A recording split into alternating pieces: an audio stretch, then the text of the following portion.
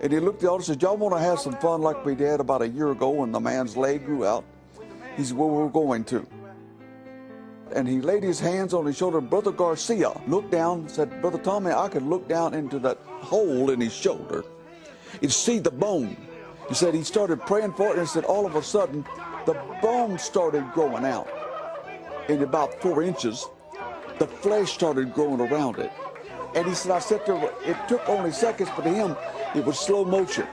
And he watched it as it just grew out. And he says that he watched as the fingernails appeared all of a sudden.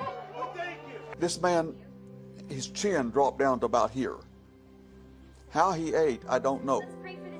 And even those people at Azusa told me they didn't know. But they started praying for him, and then you could hear bones popping, and his chin started coming back up. And with just in a few minutes, he was normal. And Lucille said he was really kind of attractive. She had come to Azusa Street. Sister Carney saw her come in with a bloody bandage over her ear. And she said you could see she was in tremendous pain. So she went up to her to minister to her, and she told her what had happened. She said she pulled it back. She said, Tommy, it looked like a raw piece of meat. There was nothing there, just a raw piece of meat. Well, she started praying for it, and the woman said, oh, I feel tingling, and the pain's all gone. The pain is gone. So she said she yanked it back and looked, and right before her eyes, that was her first creative miracle. She said, the ear, a brand new ear. Said, he said he had a big handkerchief hanging down over his stomach, and it didn't smell too good. Well, he came up and asked the man, he says, what is your problem? He said, well, he told him, he said he picked up the ears and looked under, and he says his entrails just hung out. Hung down on his side. And he said, so he put the flap back down and put his hand on it and started praying, and he could feel his hand going in. And all of a sudden he says there was nobody, so he just grabbed it and put it back up. There wasn't even a hole.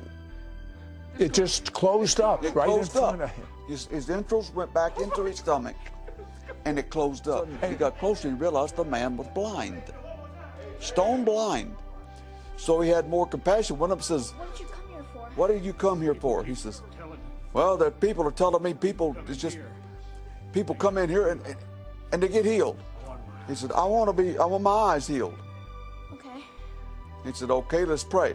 Let's pray. He prayed for the man. His eyes got healed. Even the stench of alcohol left. And later on, through the Midwest, he had great revivals with the Assemblies of God. Even my hometown. He established a church there. Had hurt his leg in a football game, and he had it in a cast. Well, when I was speaking, I had him come down and sit in a certain area, and I said, now you people up there, you pray. And I said, I mean you young people, as well as these older ones. You pray, and if God tells you to go, leads you to go pray for somebody, obey, go down and pray for them. Well, this little girl got up, and she looked about 10, but she was 13. She walked down there and laid hands on this man, and all of a sudden he started jerking, and he went yelling, get the cast off. They busted this cast off, and he started dancing around the church. It took me a while to get him to get that little girl over to me. Everybody was going crazy. And I said, sweetheart, how old are you? She said, 13. I said, did you know you can do this anywhere, anytime? She looked puzzled. She said, anywhere, anytime? I said, yes.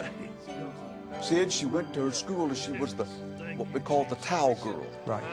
You've seen these little girls handing to, okay, the quarterback got injured bad. They had him up on the gurney. She walked up to him and says, I believe in divine healing. I believe if I pray for you, you will be supernaturally healed. Would you like for me to pray for you? She said he grunted out a yes. She laid hands on him and prayed for him. He got healed. He got up, and the next play, it was him out there playing.